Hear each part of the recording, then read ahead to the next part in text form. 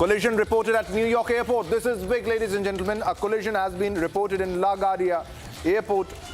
A collision at LaGuardia airport, and it is between an aircraft and a fire truck.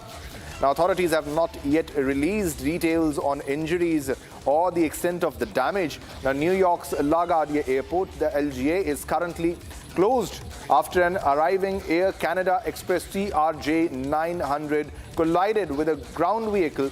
Now, multiple critical patients after Air Canada flight collides with vehicle while landing at LaGuardia airport. Now, this is the first pictures of the Air Canada plane. Now, these are scary visuals, ladies and gentlemen. As you can see, the entire the plane is torn apart from the front side, as you can see on the screens. Now, it was a big impact, as we are learning, between a fire truck. Now, fire truck it's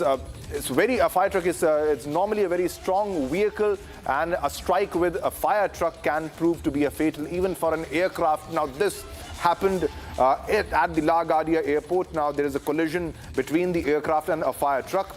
They have not released the details on injuries, but there must be multiple critical patients after the impact while landing. This happened while landing, so you can just imagine what the speed of the aircraft must have been while the impact took place.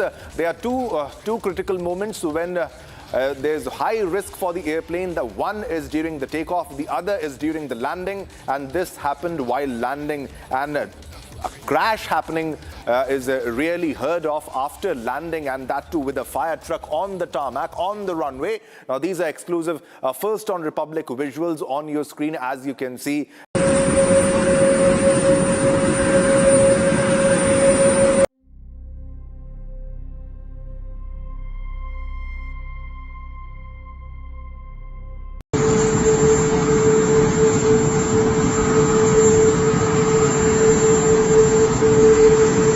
On the ground on the nose.